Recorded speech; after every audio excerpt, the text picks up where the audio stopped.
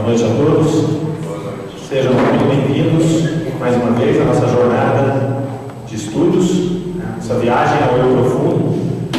Como nós falamos ontem, hoje é o dia de rever a nossa viagem, olhar as fotos de cada um dos passeios que nós fizemos aí ao longo dos dias, desde segunda até na sexta.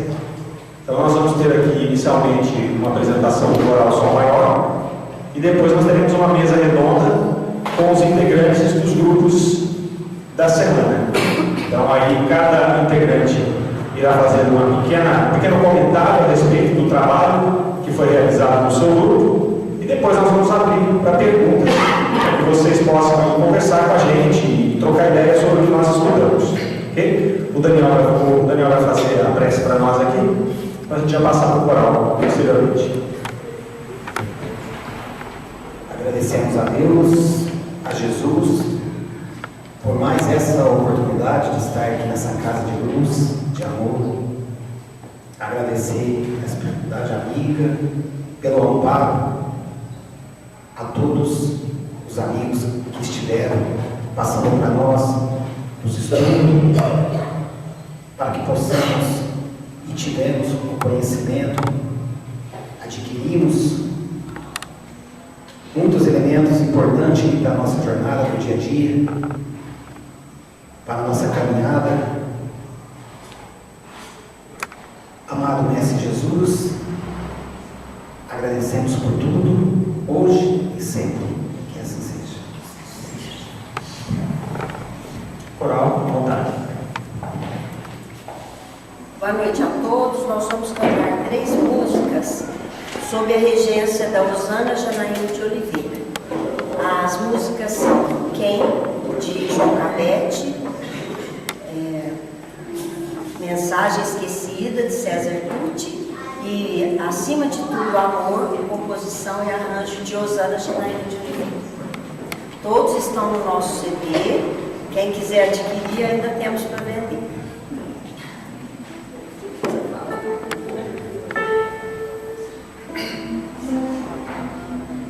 Oh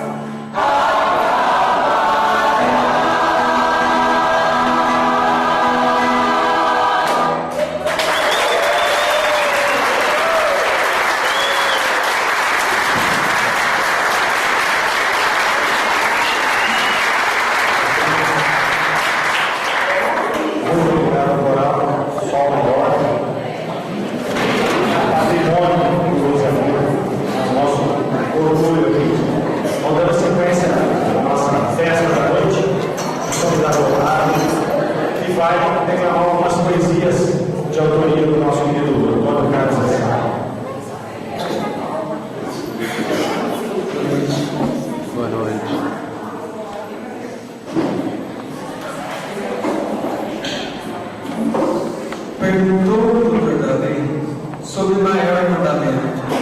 E Jesus lhe respondeu o que está no pensamento: amarás o Senhor Deus e também os filhos seus, para sempre e em todo momento.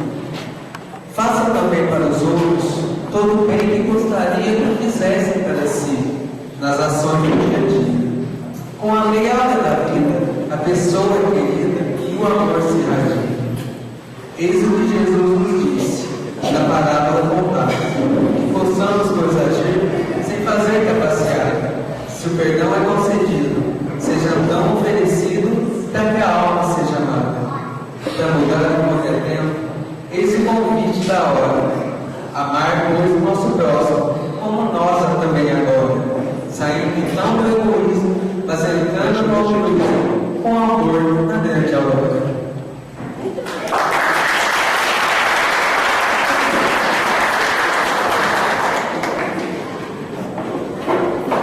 Agora, nós teremos a Adriana Andrade. Não, Adriana Lemos. São duas Adrianas. Adriana Lemos, que vai passar para nós uma pequena síntese do tema dela da segunda-feira, foi o estudo do sofrimento. Boa noite a todos. É sempre muito bom estarmos aqui reunidos, né? Sempre uma alegria dos nossos corações. O nosso tema foi o sofrimento, então a gente fez uma pergunta: o que é o sofrimento? O sofrimento é o padecimento de uma dor física, moral, emocional ou psicológica. Mas, contudo, a gente tem que ter em mente que a vida não é sinônimo de sofrimento. O sofrimento, ele é o quê? É uma consequência do nosso distanciamento das leis divinas. Então, quando a gente escolhe caminhos distantes daqueles que o amor de Jesus nos ensina, é onde a gente sofre por vários motivos diferentes.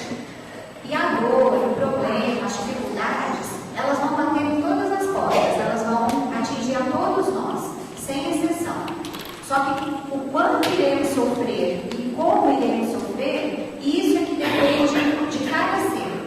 Isso vai variar de acordo com a nossa sensibilidade e de acordo com a nossa evolução. Esse é um ponto crucial para a gente estar analisando. E a doutrina espírita vem o quê? Para ajudar a gente a sanar esse problema do sofrimento. Não quer dizer que sejamos para sempre felizes, mas nós vamos encontrar um caminho para superar esses obstáculos, com entendimento, com clareza, com a fé raciocinada. Então esse é um grandíssimo instrumento para a nossa evolução. E a ciência hoje já vê o homem como um todo. Antes a gente era tratado apenas o corpo. Hoje já é tratado assim, o homem como se realmente fôssemos feitos de várias partes, né? O homem, o corpo físico e a parte mental, a parte moral do indivíduo. E para isso a gente tem várias terapias, tanto na medicina quanto nas casas espíritas, como o tomar o passe, a água fluidificada, as reuniões, o evangelho no lar. Então todas essas terapias vêm, são como paliativos, né, caminhos para a gente seguir nessa direção para sanar as dificuldades do sofrimento.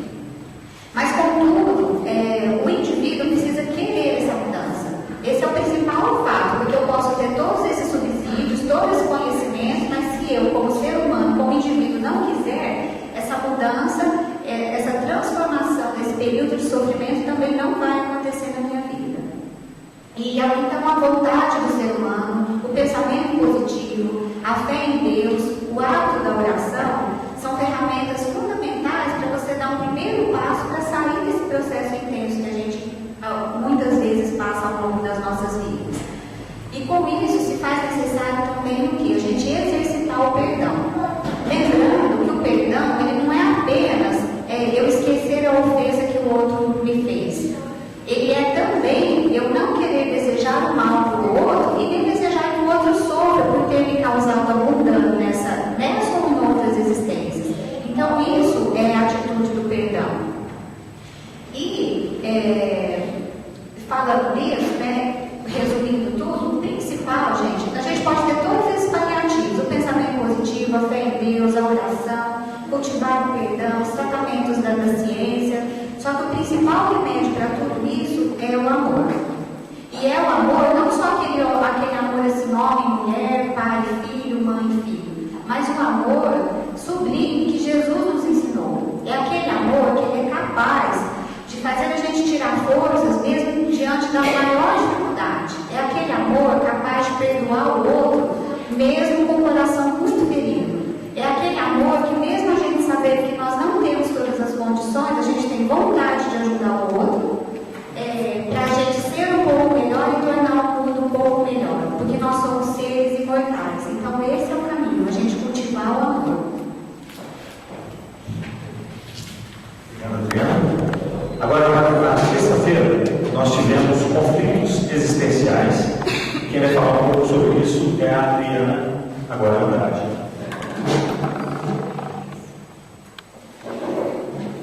Boa noite a todos, né? É um prazer estar aqui mais uma vez. Então, nós abordamos, né, o tema conflitos existenciais e os vícios, né? Bom, de tudo que nós trabalhamos, né, o que fica muito registrado para nós nesse estudo é a questão da evolução, né? Nós estamos evoluindo, o nosso planeta está passando aí por uma transição, e nós vemos aí a tecnologia, tantas coisas que estão acontecendo ao nosso redor, tanta informação que nós recebemos, e moralmente, nós estamos ainda caminhando um pouco devagar, né? Muitas vezes ainda nós estamos ficando um pouco para trás. E aí, isso, dentro aí, disso tudo que nós estamos falando, tem a questão do auto-se-conhecer, né? Dessa importância, até para que nós identifiquemos em nós quais são as necessidades que nós temos de melhorar, de buscar o melhor, né?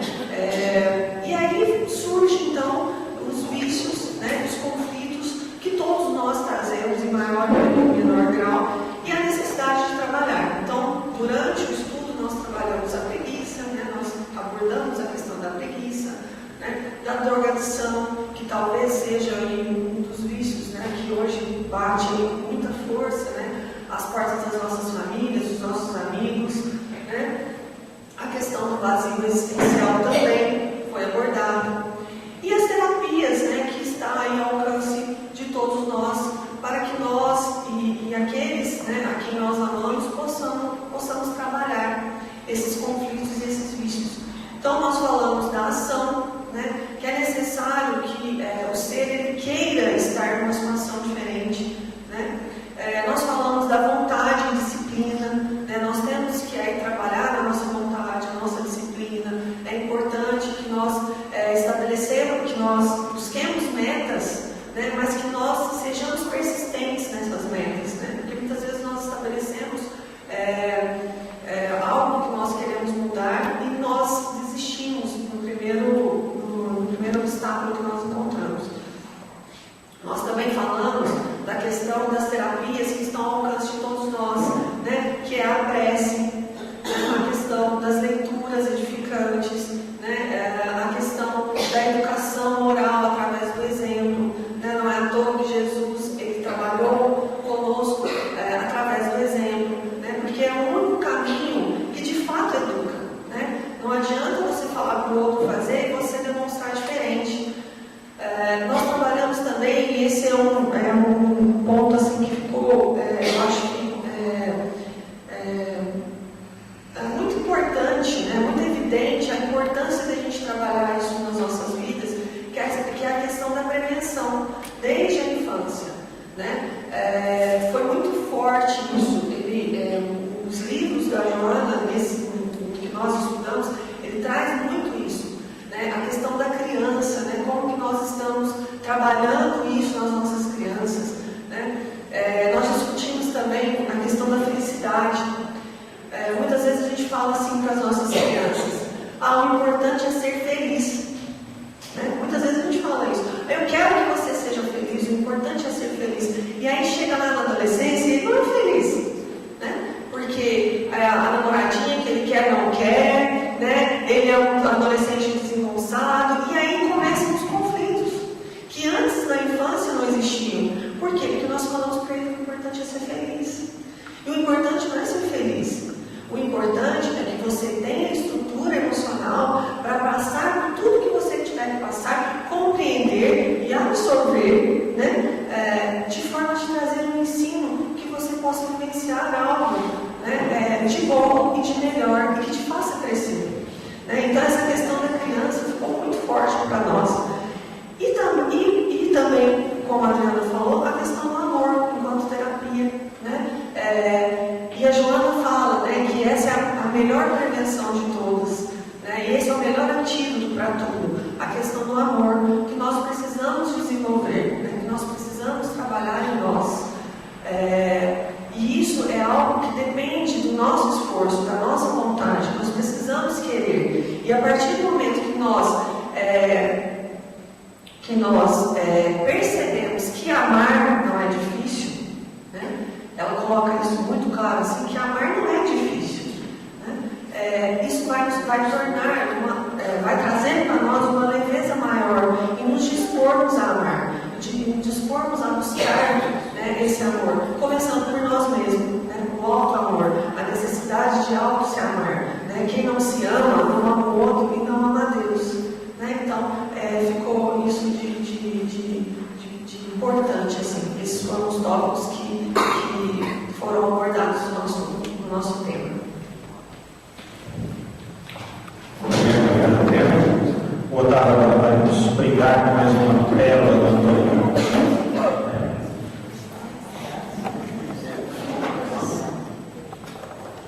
A doutrina de Jesus está centrada no amor, fogo ardente que mais brilha, como o sol interior, vai do instinto ao sentimento, soltando cada lamento na vida de dor e dor.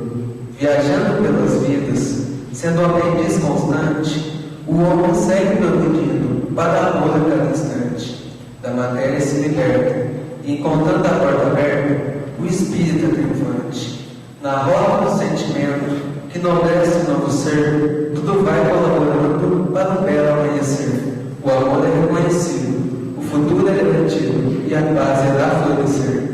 Amor, essência divina, fogo sagrado que ensina, do fundo do coração, que todos têm como chama, por algo que muito se ama, viva a ardente afeição.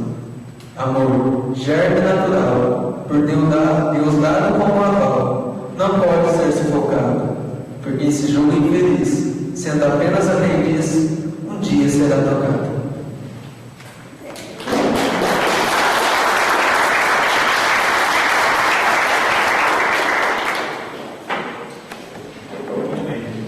Na quarta-feira, coube a nós um estudo, juntamente com a minha esposa Cláudia, nós falamos um pouco sobre o autodescobrimento. Nós iniciamos o nosso estudo refletindo a respeito de o que somos enquanto seres humanos e quem somos. Então, quando nós falamos de o que somos, nós começamos relativizando a nossa importância no planeta e no universo. Então, nós somos 1 em 8 bilhões de pessoas, quase 8 bilhões de pessoas. Se comparados aí ao nosso planeta, nós somos apenas uma poeirinha. Se comparados ao universo, algo microscópico. Então isso já serviu para nos orientar a respeito da importância do nosso ego. Colocar o nosso ego no seu devido e mesquinho lugar.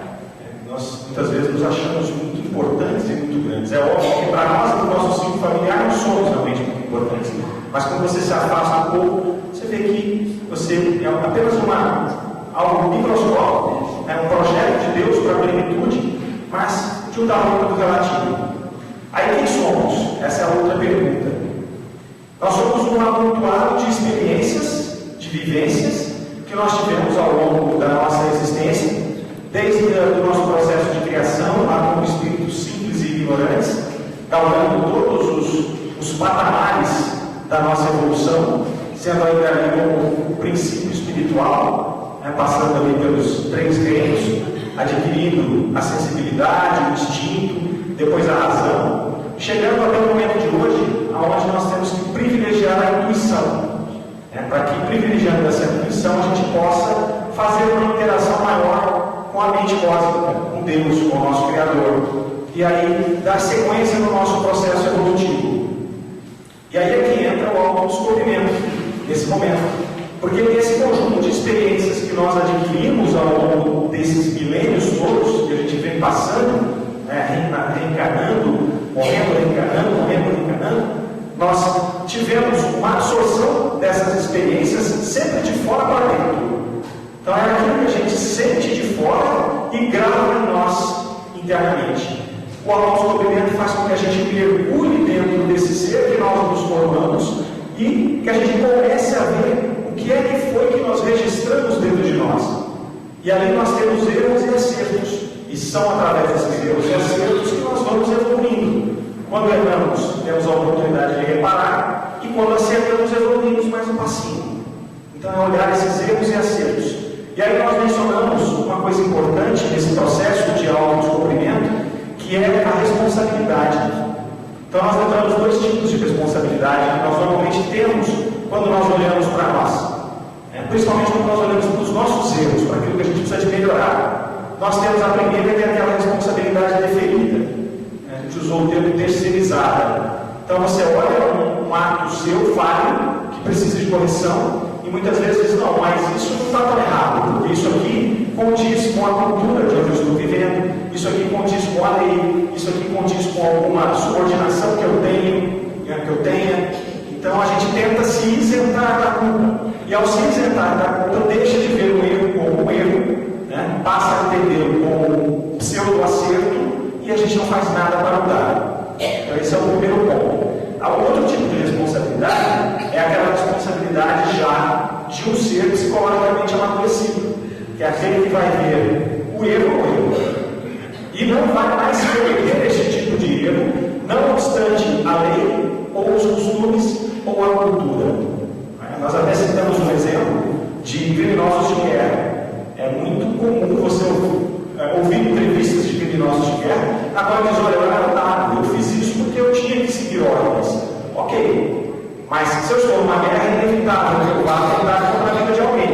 Mas eu não tenho necessidade nenhuma de entrar numa creche, por exemplo, e fuzilar crianças. Então, se nós temos o nosso discernimento já desenvolvido, se nós somos psicologicamente desenvolvidos, nós vamos nos recusar a cometer esse tipo de ato, independente das consequências. E se estivermos mais à frente nesse desenvolvimento, inclusive vamos, se necessário, fazer o sacrifício da nossa vida, mas não vamos cometer uma atrocidade como essa. Citamos também Pôncio Pilatos, que é um exemplo claro de terceirização da responsabilidade. Ele, apesar de ter caminhado Jesus para a cruz sabendo que ele era um justo, ele atribuía a outros fatores, tanto que foi lá lavar as mãos. Eu não tenho responsabilidade sobre o sangue desse justo. É um erro. E o erro é um erro. Ele foi cobrado por este erro aí. Então, muito bem, uma vez que nós alinhamos as responsabilidades, nós vamos olhar a questão da culpa e do passado. Então, o nosso passado gerou uma série de erros e acertos, e muitas vezes esses erros se tornam em sentimentos de culpa que nós armazenamos no nosso subconsciente e que atrapalham a nossa caminhada, porque ficam ali nos alfinetando e nos limitando. Então, enxergar essas culpas e eliminar o sentimento de culpa, enxergar com naturalidade, com amor, à risca, sem violência, entender o errei. Só o fato de eu estar entendendo que eu errei já é um avanço enorme. Então, é tirar esse sentimento de culpa, eliminar esse sentimento de culpa que é pernicioso para nós. E depois, através da terapia do amor, fazer uma reciclagem do subconsciente. Nós falamos também, até a Cláudia falou bastante sobre isso, que nós vamos guardando entulhos psicológicos ao longo da nossa caminhada. Então, isso não é respeito dos acumuladores. Nós somos meio acumuladores, a gente acumula jornal velho, acumula livro, parafuso que vai usar um dia, eu vou guardar essa arame aqui. E a gente vai viver, a casa está cheia de porcaria. Se a gente for fazer uma limpeza na nossa casa, sai caçambas e caçambas de lixo, muitas vezes, que nós nunca vamos usar. Se é assim, guarda aqui.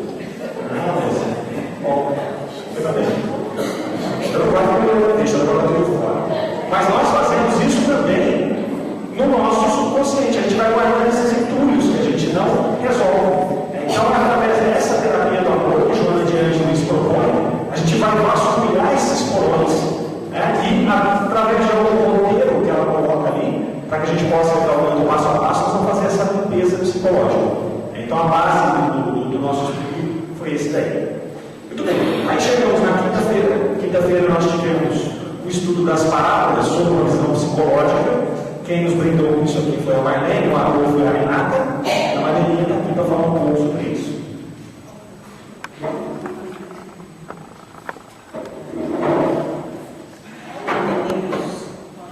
Vamos agora chegar com Jesus, né? Porque nosso assunto ficou feito bem as parábolas. E nós então hoje vamos fazer uma postura aí, junto com os detalhes que nós vamos apresentando, que Jesus, como é um Espírito perfeito, ele trabalha não apenas para buscar o belo, para buscar o bom, mas também para buscar o belo, o estético. Porque todos os espíritos superiores, eles caminham para isso. Né? E aí ele usa todo esse belo, toda essa estética, toda essa arte na sua fala. Né? Nós pontuamos que ele usava a linguagem essencialmente poética, 98% da sua linguagem era poética. Hoje os grandes comunicadores, eles sabem que existe umas 5 funções da linguagem. Às vezes a pessoa não sabe disso, mas interiormente, como competente da língua, ele entrega quase que perfeitamente isso. Mas na medida que você estuda, você sabe. Por exemplo, um político, se ele estuda, se ele prepara, se ele terceiriza os seus textos, ele sabe que ele tem que dirigir a mente daquela pessoa, mas usando alguns recursos que realmente vão camuflar algumas verdades. Às vezes você usa a língua para falar na própria língua. Às vezes você usa a língua apenas para falar mais ou menos assim, estou aqui. Mais ou menos assim, quando você encontra com alguém na rua e fala, e aí, tudo bem? E se a pessoa resolve explicar que está tudo bem mesmo, não era isso que você queria. Isso é uma função que é chamada de função fática da linguagem. Já Jesus é evidente, como governador do planeta Terra, como espírito mais perfeito que nós conhecemos, ele entregava a sua linguagem de maneira clara, objetiva e naturalmente para atingir. Penso eu que ora a razão, ora o coração. Quando ele conversava com os seus discípulos, ele usava a função referencial da linguagem que é para atingir a razão. Ou seja, pense sobre isso, você já está em condições. Mas quando ele usava para a massa, ele usava a função poética. Por isso que os discípulos me indagam, mas por que para eles você fala por parábolas? Porque a eles não é dado conhecer ainda o que vocês têm condições de conhecer, que é a função poética da linguagem. Ele tocava na alma, no coração da pessoa. Viram quando nós ouvimos a música aqui? É um texto. Tudo é texto. Você leu, você ouve, o cântico é um texto, tudo é texto. Toca o nosso coração. A gente não fica analisando, você pode até analisar o texto da música, mas você não fica, num primeiro momento, preocupado em analisar. Mas toca o seu coração e há uma modificação. E as parábolas que Jesus contava, que ele não contava apenas para as pessoas da época, ele contava para as pessoas da época, para nós e para os que virão amanhã. E nós somos aqueles mesmos ainda que não estamos ainda dispostos a desenvolver a nossa vontade, a nossa razão. Então Jesus quer tocar no coração ainda. Por isso que os seus textos são fortes e devem ser fortes para nós, tocando nos nossos corações, para que nós possamos modificar e alcançar. E aí, assim, encerrando, o Emmanuel, no seu livro Paulo Estevam, tem um trecho maravilhoso que Simão Pedro estava com os textos, né? Naturalmente, não que Jesus havia escrito, mas que eles haviam compilado ao longo da convivência com Jesus. E Estevão, que também estava sedento desses conhecimentos, então ele pede que Simão Pedro relate algumas coisas. E Emmanuel mostra muito bem como que Simão Pedro contava aqueles textos. Profundamente emocionado, profundamente ávido daquele mestre que ensinara belezas para a vida eterna. E Simão e Estevão, que não haviam convivido com Jesus, mas se delicia com aquelas palavras que são expressão poética da linguagem para tocar o nosso coração e a nossa alma. E nesse momento, claro, que tanto Simão Pedro, depois o Levi e outros, eles estavam preocupados em transcrever esses textos para deixar algo escrito, para que realmente a humanidade não pudesse perder tantos conhecimentos, né? E aí Jesus, o que deve ficar para nós, as suas parábolas, penso eu, não apenas da que nós vimos e analisamos bem, ele lutou pela minoria, ele lutou contra as convenções, ele lutava por aquele que se perdia, mas que resolvia voltar. Então coloco a indagação em nós. Estamos ainda nas nossas convenções, nos nossos rótulos e aceitando apenas o que é da maioria. Que Jesus toque o nosso coração com o seu cântico do Sermão do Monte, com todo o seu cântico das parábolas, para que nós possamos realmente, repetindo o que eu já disse aquele dia, e que é falado por Alcílio no livro de Luz, conhecer, viver, mas principalmente trazer nos nossos corações e mostrar que vale a pena ser cristão.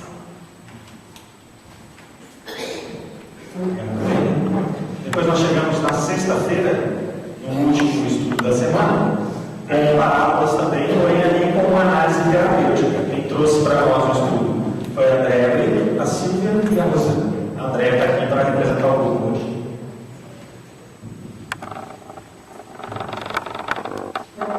Boa noite, gente. Estava bem escondidinho aqui, né? O Daniel foi mostrar aqui. Bom, segunda-feira, eu achei muito interessante a abertura que o Mário fez, que ele falou assim: nós estamos iniciando uma viagem, porque a nossa jornada chama Viagem ao Eu Profundo, né? E aí a gente veio viajando aqui durante esses dias, cada vez conhecendo um espaço diferente. E aí ontem ele falou assim: hoje chega o final da viagem e amanhã a gente vai ver as fotos, né? Então que gostoso a gente estar aqui passando essas fotos e especialmente passando juntos, porque nós fizemos uma excursão, né? Nós passeamos todo mundo junto, conhecendo cada um a si mesmo. É muito legal a gente fazer essas tomadas assim, mas a gente sabe que essa viagem não acaba.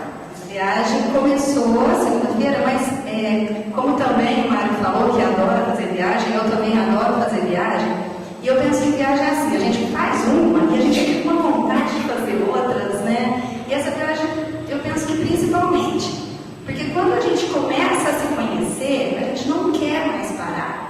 Quando a gente vê que conheceu uma falha na gente, a gente conseguiu superar ela, a gente quer buscar outras, a gente ganha força para buscar outras. E quando a gente vê coisas positivas também dentro da gente, a gente fala: que legal que eu já consegui dar esse passo, e a gente quer fortalecer ele, né, para que a gente fique estável mesmo naquele passo. Então essa viagem não acaba, viu, gente? Nós só começamos. E a gente pôde ver nessa semana aqui coisas, pelo menos eu pude, né, observando em mim, coisas em mim que eu nem conhecia, que eu nem sabia que estavam aqui. E eu acho que cada viagem a gente vai descobrindo um pouquinho disso, né? Na questão 919 do Livro dos Espíritos, Kardec pergunta assim: qual que é o meio prático e eficaz de se melhorar e resistir ao arrastamento ao mal? E aí os Espíritos respondem para ele aquela frase clássica de Sócrates: conhece-te a ti mesmo. O que é o mal? O que é o sofrimento? Que a gente aprendeu aqui na segunda-feira. São as coisas que a gente procura para a gente mesmo. A gente vive sob a lei de ação e reação. Então, se a gente está enfrentando o mal, se a gente está se deparando com o mal, foi a gente que procurou. Então, o sofrimento, as dores, as angústias, fomos nós que procuramos. Então, quando a gente se conhece, a gente percebe que está caindo nessas falhas, e aí a gente começa então a fazer outras opções. Então, eu não gosto disso, isso está me fazendo sofrer, isso está sendo ruim para mim, então eu vou buscar outros caminhos. E aí, completando essa resposta dos Espíritos,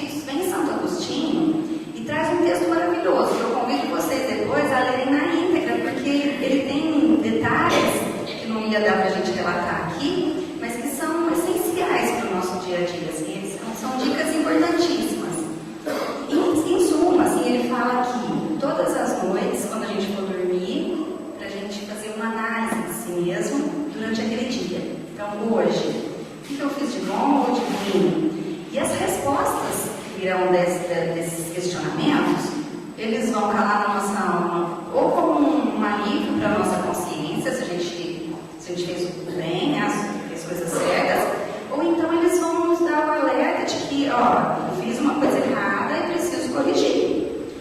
E aí ele fala que isso é um treino para o final da nossa existência. Então, quando a gente chegar lá, a gente desligar, né, do corpo físico, a gente conseguir fazer essa análise da nossa existência, a gente vai ter como resposta um alívio. Essa existência foi legal para mim, eu vim aqui e eu cumpri o que eu tinha que fazer, ou não, eu vim aqui e fiquei maçando barro, perdi a oportunidade, né?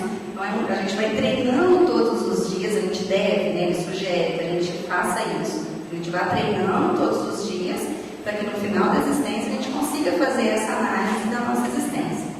E aí, quem sabe a gente fazendo esse treino, a gente consegue chegar lá com mais saldos positivos, né? Então, o conhecimento de nós mesmos é a chave para o nosso progresso. É só conhecendo que a gente vai conseguir abrir essa porta aí do progresso.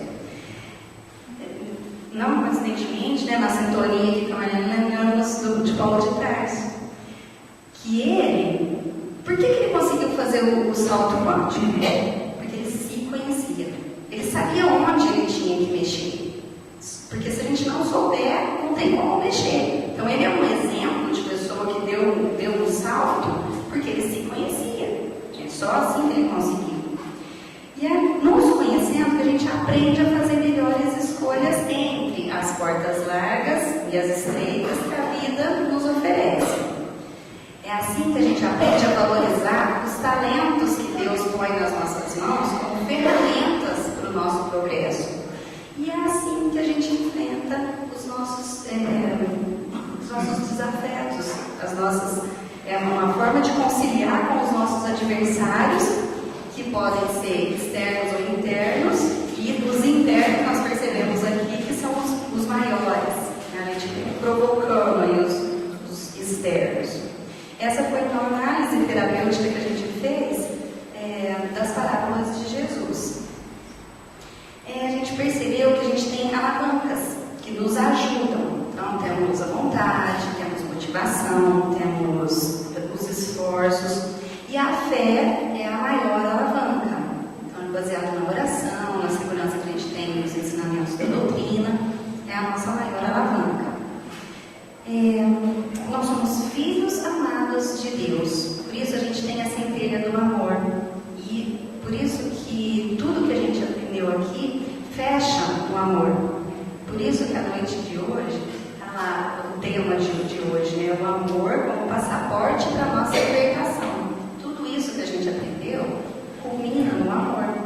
É aprender a amar que a gente veio aqui. A gente tem como objetivo da nossa reencarnação a evolução.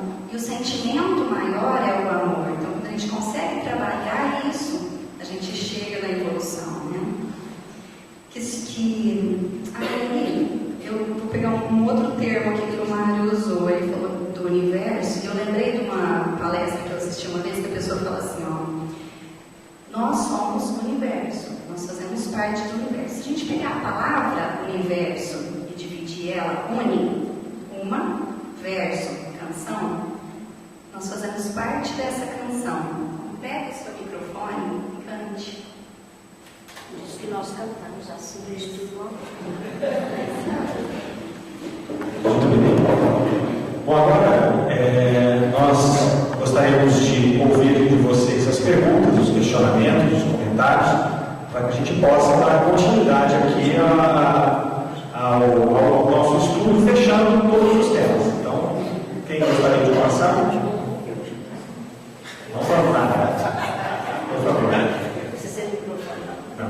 Gente, eu quero saber o que o grupo, esse último, que ele mandou a gente pensar, o que é felicidade para eles. Ela mandou a gente pensar. Eu quero saber o que agora resolva esse problema.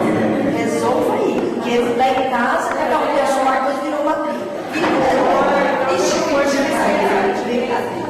era para brigar, hein, gente? Ontem eu falei para as meninas assim, gente, se fizer pergunta para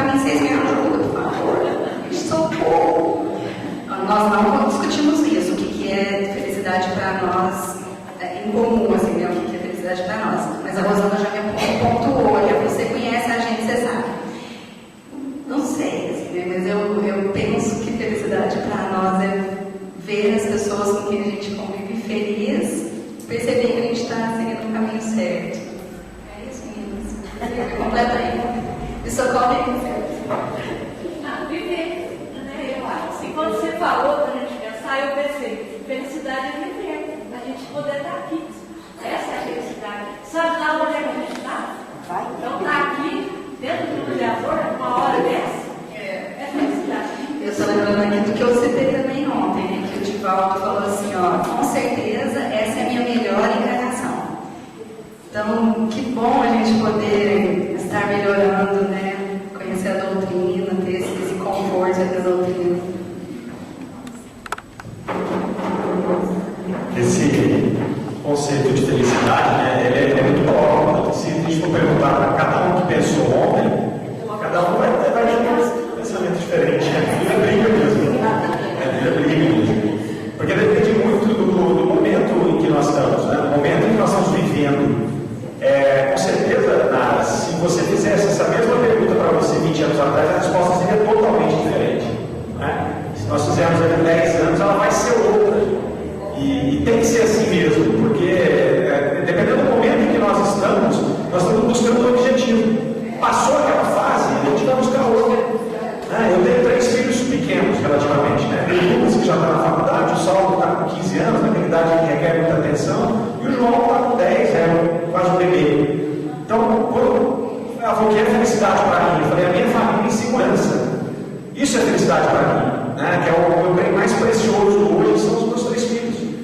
Se me perguntar daqui 10, 15 anos, talvez eu já tenha os encaminhado, e aí eu já possa pensar na felicidade de outra maneira. Exatamente, tem um montador, né? Já acesso de dinheiro. Eu tenho felicidade de ser um montador por perto. Só aí não vai ter vontade de ir ao banheiro, né? Você tem que ter um montador por perto. Está mudando, né? Está mudando. O que mais?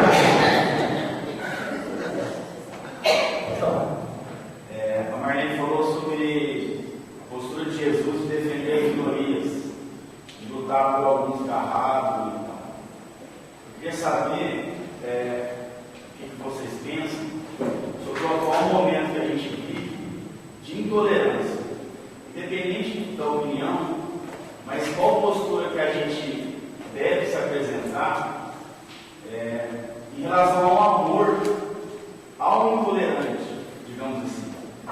A gente vive um momento difícil, que às vezes é uma intolerância política ou uma intolerância religiosa, por opinião, e da importância do estudo da doutrina para se posicionar amando quem é intolerante com as nossas convicções, com a nossa religião, com a nossa postura. E até relacionar com o autodescobrimento, né? Eu acho que tem uma relação direta.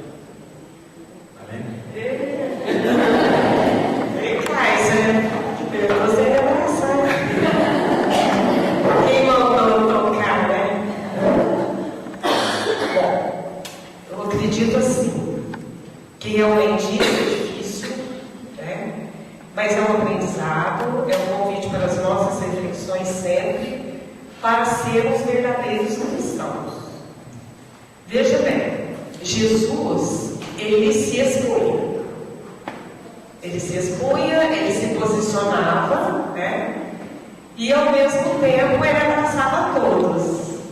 Porque na realidade, nós ainda estamos muito distantes dele. Claro, Jesus, a Júlia de Anjos fala muito bem isso. Ele tem o ânima, que seria assim, a psicologia feminina, e o ânimos, que é a psicologia masculina em equilíbrio. Coisa que nós não temos.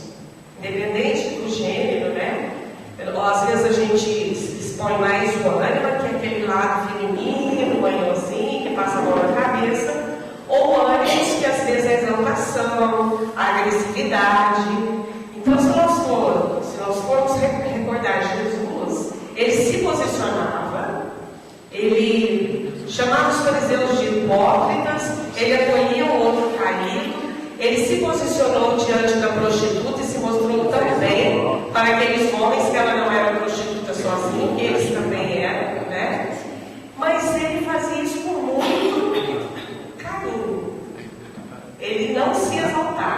penso eu que nós devemos fazer isso nas questões políticas que nós estamos vivendo. Primeiro passo, eu saí para colocar em redes sociais. Eu tenho agido assim. Tenho meus posicionamentos, né?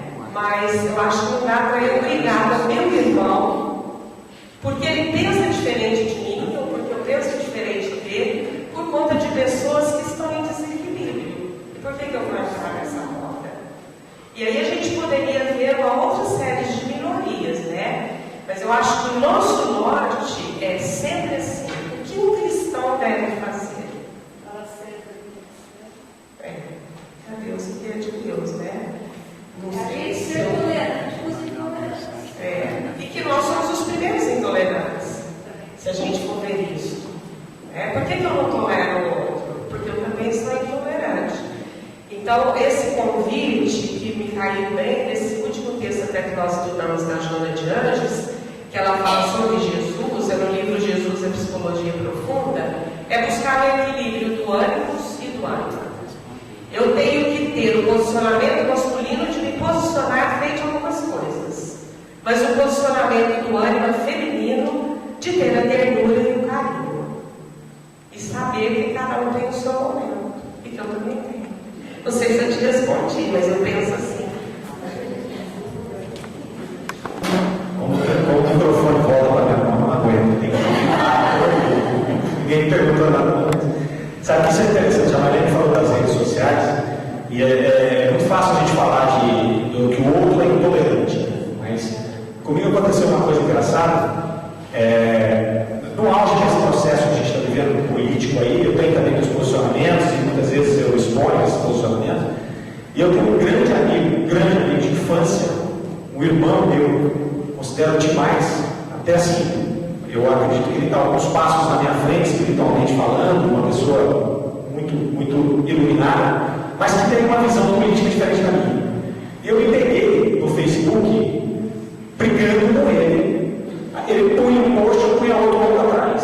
Ele punha eram coisas que acabavam sendo ofensivos. Aí ele punha um, eu punha outro, eu punha um, eu punha outro. Daí eu punha um, eu punha outro. No fim, eu falei, eu estou brigando com ele. Nós não tivemos coragem, nenhum nem outro, de chamar e falar, vem cá, vamos sentar isso aqui, vamos resolver. Um dia nós viajamos juntos. E a gente foi daqui em Ribeirão, nós fomos daqui em Ribeirão, voltamos, e entrando no assunto político, mas assim, aí todo mundo pisando em ovos, né? Não, eu acho que sim, mas não, acho que não, mas sabe aquela coisa de você ficar rasgando seda do outro? E perdemos uma oportunidade, né? Ou não, acho que até fizemos bem. Mas aí eu cheguei à conclusão que eu estava sendo intolerante. E eu parei. E engraçado que eu parei, ele ainda não parou, mas ele diminuiu 80% das postagens dele. Eu parei de vez, eu falei, não vou entrar nessa, porque estava me fazendo mal, né? Aquela coisa de acordar no meio da noite, será que ele postou alguma coisa? Será que ele posta eu vejo? Eu falei, papai, você está ficando louco. Mas a gente está vivendo um momento muito chato, né? É um momento politicamente correto demais. Né? Não só falando em política, mas em tudo. Hoje eu vi no Facebook a pessoa falando assim, se um travesti sai na mão com uma mulher, como é que ela vai resolver? Porque o travesti vai ser acusado pela Lei Maria da Penha. E ela vai ser acusada de homofobia. Então, quem vai dar a razão ali? Sabe, a gente está perdendo essa questão da razão, porque a razão não é essa. Sai os dois na mão lá, a razão é que um bateu em mulher e o outro bateu no travesti. Não é. A razão é o que é que fez ele sair na mão? Quem foi o agressor? Nós perdemos essa noção de quem foi o agressor. Estamos vivendo um processo que as minorias precisam ser ouvidas, precisam ser atendidas, mas as minorias não podem ter uma força aonde foi feito com a minoria não tem razão, senão a gente cai nessa intolerância, nessa loucura que nós estamos vivendo. Mas eu acho que é um processo. Já avançamos muito. Antes a gente veio num processo de ditadura, a gente ninguém podia falar nada, então agora todo mundo quer falar tudo. E cabe a nós que a gente está fazendo reflexões, você falou do autodescobrimento, descobrir dentro de nós essas coisas que nós estamos fazendo e não fomentar, porque quando todo mundo parar de fomentar, a gente volta para a razão. Aí nós vamos começar a atender todo mundo, minoria, maioria, todo mundo, né? E de preferência, em cima da ética, da religião, da lógica, né? E, se possível, sobre os ensinamentos de Cristo. Claro? Ontem nós citamos isso. Nós falamos assim, ó, que a gente está vivendo, segundo os filósofos, tem uma teoria que chama moral de rebanho. Que é assim, todo mundo vai para lá, eu também, todo mundo vem para cá, eu também, e o que foge a isso, a gente tem intolerância com eles. E a palavra-chave para que isso não aconteça é o respeito. Então, o respeito consigo mesmo, então, eu me respeitar e respeitar a minha opinião, não sair por aí seguindo a opinião do outro só porque o outro foi, e respeitar o outro. Ele tem essa opinião, eu tenho que respeitar, sem julgar se é certo ou se é errado, e aí a gente vai conviver bem. Gente, tem mais? Claro. Primeiro eu quero agradecer, os dias que eu pude participar foram muito ricos, vários, eu acho que vocês conseguiram tocar bem no meu profundo. Então, assim, eu acho que vocês atingiram muito o objetivo de vocês, tanto na preparação, como no cuidado, muita atenção. E hoje, vendo a mesa redonda, a gente vê que foram dias distintos, com temas distintos, mas que chegou, assim, único caminho, que é o amor, né? Então eu acho que é foi muito significativo e eu acho que vai continuar sendo aí para nós. Dentro do nosso descobrimento, no atual estágio que a gente está vivendo hoje na Terra, quais são os pontos assim, mais críticos que a gente tem que observar e trabalhar no nosso autodescobrimento? Eu acho que você já falou um pouquinho, mas se alguém quiser falar mais. Tá, assim, eu vou falar um pouco disso, depois eu passo para a mesa também, porque esse foi o tema nosso, né, do autodescobrimento. Eu acho que o maior ponto que nós temos que trabalhar hoje é o nosso ego. É a importância que nós damos para o nosso ego. E quando a gente fala em ego, porque é diferente eu dar importância para o meu ego e para o meu espírito. Se eu dou importância para o meu ego, eu estou dando importância para o Mário, que agora sou importante, eu faço isso, eu faço aquilo, né? Eu sou melhor nisso do que o outro, então eu estou exaltando o meu ego. Quando a gente começou a refletir sobre isso, a primeira coisa que veio foi essa relativização. Mas o que sou eu? Né? O que é o Mário? Falando de mim. Eu sou como ser humano, não como espírito, como ser humano. Eu sou um indivíduo em 8 bilhões de indivíduos, que nasceu há 46 anos atrás e que provavelmente, nós tivemos aqui uma certa divergência no dia da minha apresentação aqui com relação à nossa média de idade, né? Então nós começamos com 70 e terminamos com 90, a Maria indicou a Rosa no aumento na média da expectativa de vida. Mas muito bem, suponhamos, como eu era beneficiário, né, eu legislei em causa própria, então eu comecei falando em 70 e terminei em 90. Então vamos falar em 90 que está mais longe. Mas eu estou hoje, nasci, estou com 46 anos. Se daqui for embora para 90, eu estou falando em mais 34 anos. Correto? 34 anos. Então, o que são 34 anos para uma eternidade? 44. Tirou 10, né? Tirou 44. Eu de matemática. Na minha aula eu tenho que dar um ruim de matemática, pode voltar lá. Isso é exatas ainda, não sei como deu certo. Tem coisa também que me milagrosa, né? Não dá certo, porque ela é exata, você fazer uma conta dessa.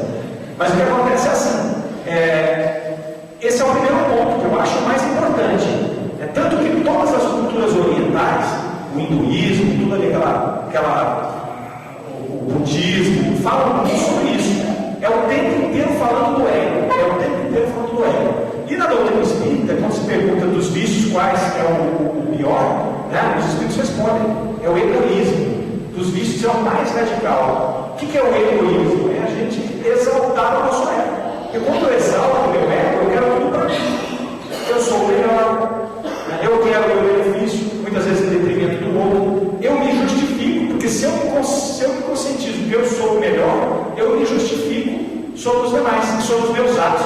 É aquela questão da responsabilidade que nós falamos. Aí eu cometo um erro, mas por eu ter me convencido que eu sou extremamente importante, eu falo: não, mas se eu não tivesse feito isso, eu seria prejudicado. Então eu estou me colocando acima dos meus irmãos. É muito comum para nós, sobretudo para nós ocidentais. Nós que já somos espiritualizados, Nós temos que prestar atenção porque não será cobrado isso, porque nós sabemos que hoje somos espíritos. Que daqui 40, daqui 50 anos, poucos de nós estaremos aqui, daqui 50 anos. Que são 50 anos. Como mentor da casa, né? Olha o nosso ego.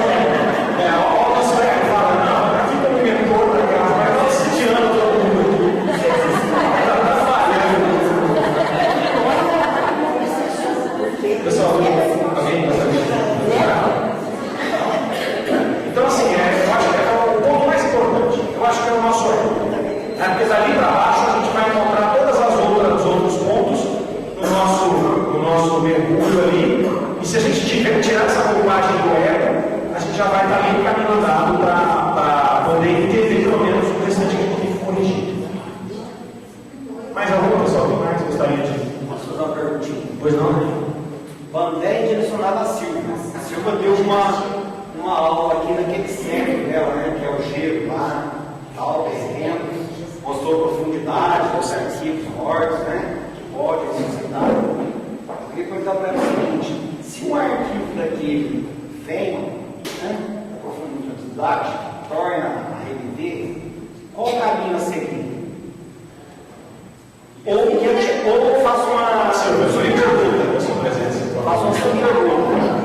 E se ele vir a renascer, o que fazer para que ele volte para o local ideal?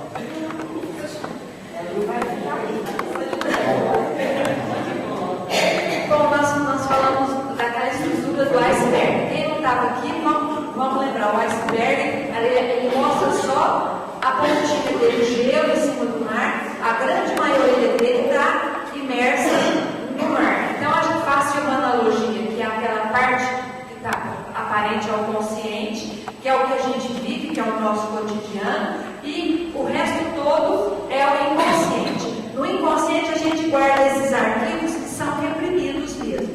E esses arquivos, eles não são estáticos ali. Eles realmente, eles transitam. Mas eles só vão emergir quando a gente tiver, isso daí quem já fala pra gente é o Hernando Guimarães.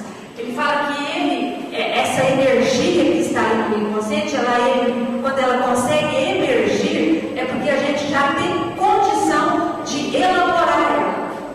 Então, quando ela surgir lá, a gente tem que buscar conhecê-la, aceitá-la, repensá-la e consertar aquela energia. Porque senão vai acontecer igual a gente falou, a gente vai ficar doente emocionalmente se a gente não trabalhar. Se eu tenho uma energia guardada ali, se eu tenho uma condição traumática, vamos falar de um medo, e esse medo emerge, passa lá para o meu consciente, e eu não para o meu subconsciente, depois para o meu consciente, e eu não trabalho esse medo, essa fobia, ou eu aceito se não tenho condição de trabalhar, eu vou ficar doente, depressivo, fóbico, vou ter pânico. Então, trabalhar com o quê? Com amor, com aceitação. É saber que eu passei por aquela experiência, sim, mas aquela experiência foi a única coisa que eu consegui fazer naquela época. Hoje, provavelmente, eu faria diferente na mesma situação. Não sei se eu tive essa experiência aí. E mais? Uma reflexão que eu estou fazendo aqui é o que ela explicou, um pouco que a Adriana, né, falou. Eu estou fazendo uma viagem de autodescobrimento de mim, que o meu objetivo é evoluir e viver no patamar de amor supremo. Como vamos ver se vocês entendem essa questão de eu alcançar esse amor pleno, desse autodescobrimento, que para mim é difícil. E quando, por exemplo, a Marleninha falou de Jesus, quando ela fala de Jesus, plana, é leve, o exemplo de Jesus influencia muito isso, o Marleninha, ou não? O exemplo, como exemplo, né? Quando você fala que Jesus trouxe toda com o teu amor, com o teu exemplo, né? Que viveu e nos trouxe, Isso é Mas como que isso até eu reflete? chegar casando com a resposta que a Silvia deu a propósito da pergunta do Daniel, e quando Jesus contava as parábolas, qual é a intenção? Claro, um grande autor ele tinha uma intencionalidade. Quando você conta uma história para alguém, essa história cai na alma da pessoa e se mistura com a história que ela tem. Porque todos nós temos as nossas histórias. Porque esse nosso inconsciente, ele vai emergir mesmo. Ele tem que emergir. Porque senão ele torna um espírito pleno, que é isso que você disse sobre Gedinho. Por isso que as histórias caem diferente na alma de cada um de nós. Então, algumas vezes, eu vou pegar a parábola do filho pródigo que nós exploramos bem. Algumas vezes, quando eu ouço, cai para mim o filho mais novo, porque eu também tenho essa impetuosidade e tal. Ou, ora, eu penso assim, o filho mais velho, que foi bonzinho, que foi adequado, porque eu me identifiquei com ele, mas é uma postura que eu preciso ser trabalhada. Agora, isso não acontece assim da primeira vez. Que bom que vem, às vezes, de maneira suave. Às vezes vem de maneira suave e eu trabalho aquilo e transito com serenidade. Às vezes vem de maneira doentia.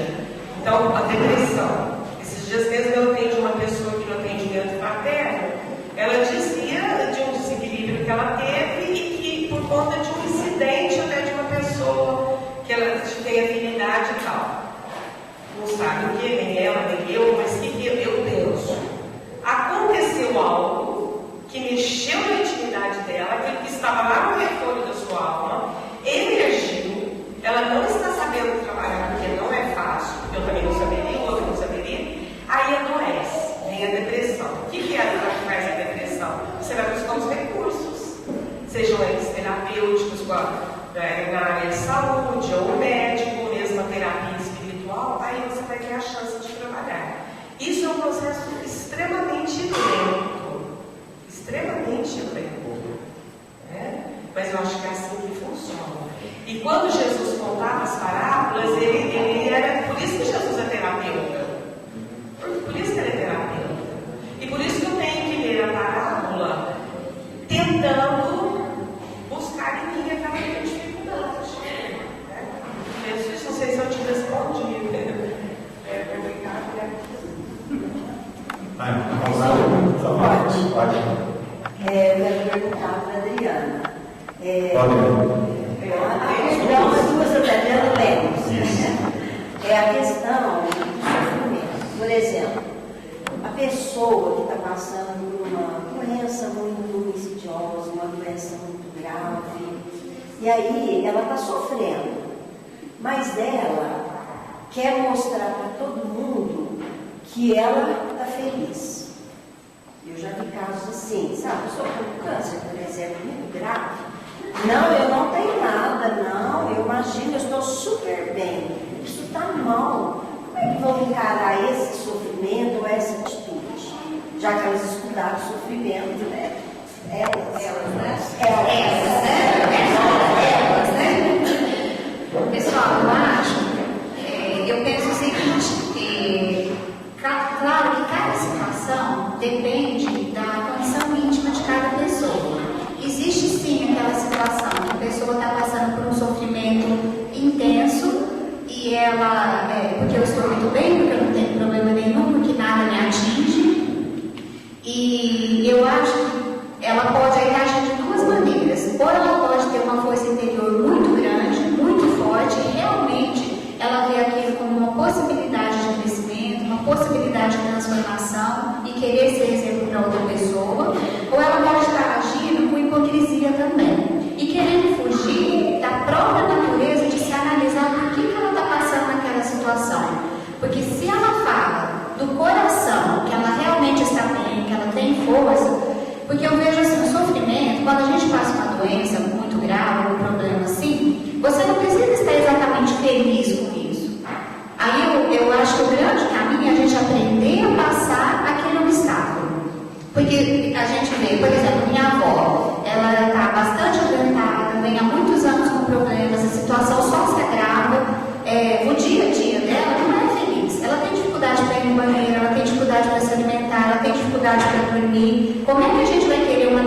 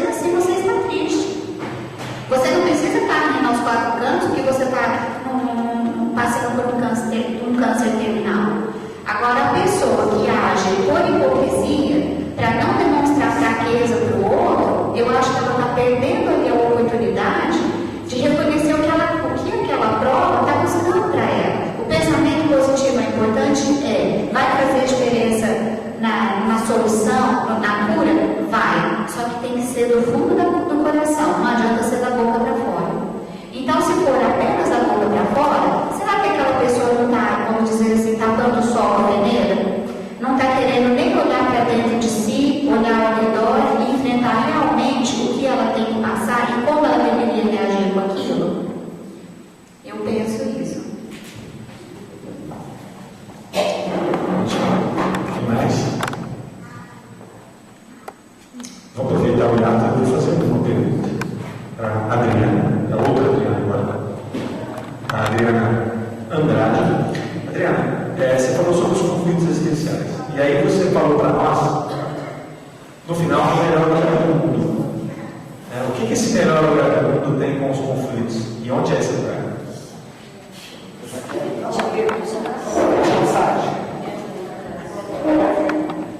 Para quem não esteve aqui, nós montamos um vídeo, né? Inclusive gostaria de agradecer as fotos do pessoal, foi um momento muito bacana, onde nós utilizamos uma música que é do Jota Quest, que é uma música com a melodia muito bonita, né? Também que ela fala que o melhor lugar do mundo é dentro de um abraço. E aí, relacionando com tudo que nós estudamos, nós falamos muito da terapia do amor, né? Como o único caminho, como o caminho a ser seguido, como opção, ou na verdade, aquilo que de fato nós temos que desenvolver enquanto encarnados aqui, né?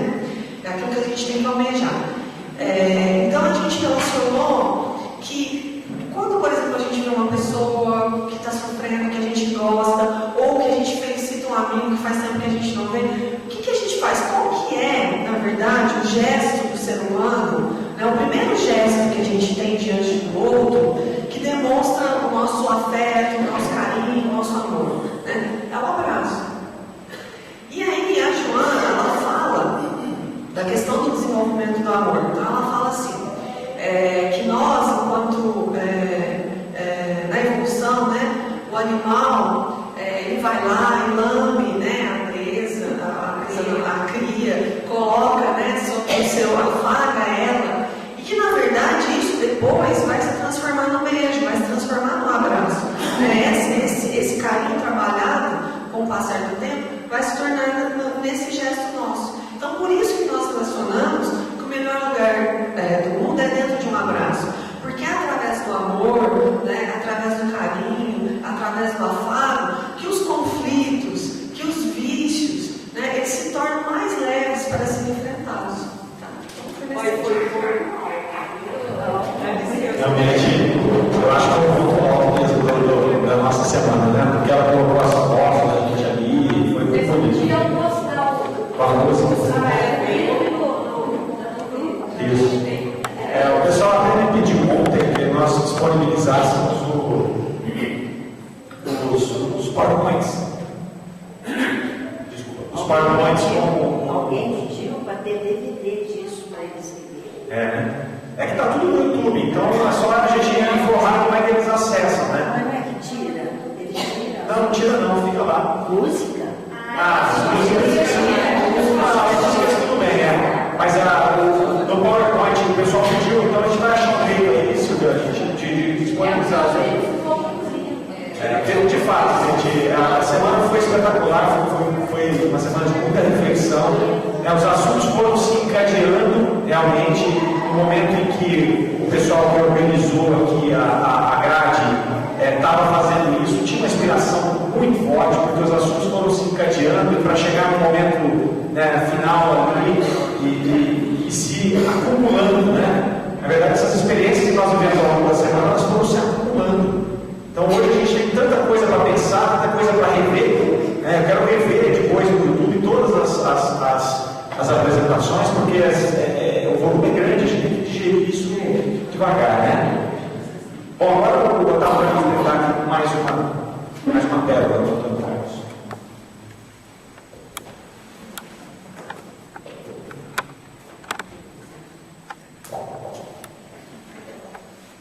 Não julgue nenhum irmão por falta do menos suave. Precisamos de indulgência para tanto erro grave. Nossas faltas do passado, ainda não resgatadas, não nem forma no cabe. Caridade não é dar esmola material. Benevolência com todos mais vale qualquer local. Deus nos criou para o amor, que nos levará ao Senhor e nos livrará do mal. Na aurora da lei de amor, o sonho será real, amando todos os seres da maneira universal, não desprezando ninguém, a todos fazendo bem, o reino será total. A caridade maior, pelos irmãos criminosos, é a prece que fazemos com efeito luminosos, também criados por Deus, merecem os rogos seus, para mundos gloriosos. Mesmo ante o maior perigo, alegar ao malfeitor, cumpra seu dever cristão, socorra-o pelo Senhor, não vacile diante disso, nem se torne irritadiço, o que vale a lei de amor.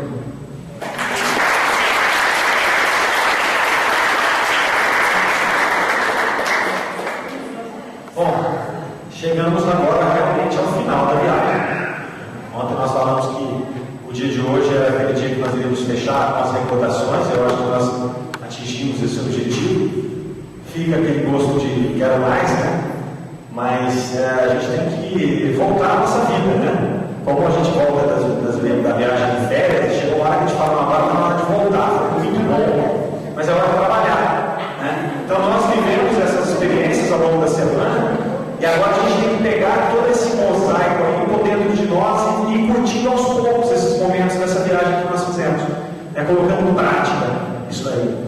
Como eu falei para vocês ontem, uma das coisas que a gente mais gosta na nossa família é viajar. Toda vez que a gente chega numa viagem, termina assim, né, fica naquela, a gente já viajou muito em família.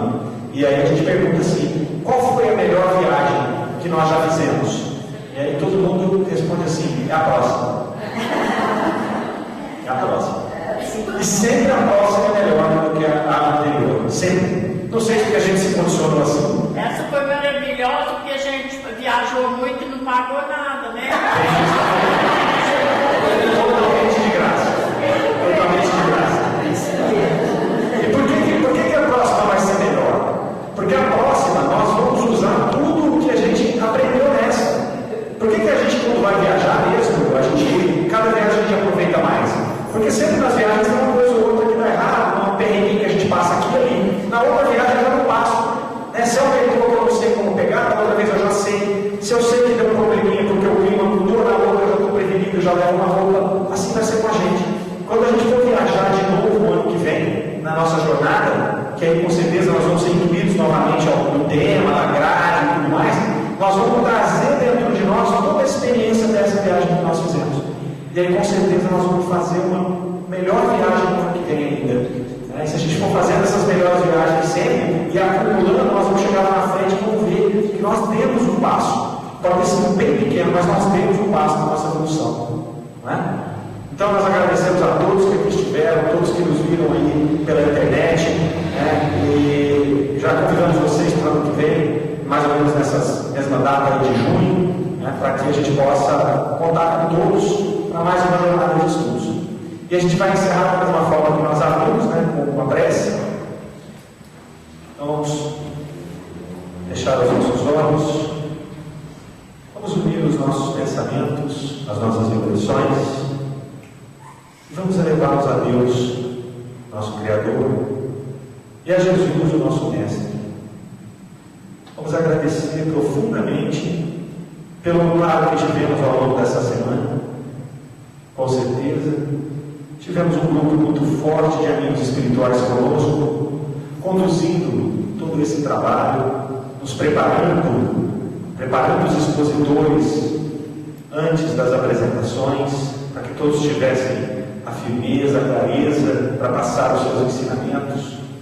E também, quando nós aqui estávamos todos na plateia, tínhamos também essa proteção dos amigos espirituais, essas bênçãos, nos banhando, de modo que nós pudéssemos, cada um da sua necessidade, compreender os ensinamentos e colocar cada um no lugar adequado.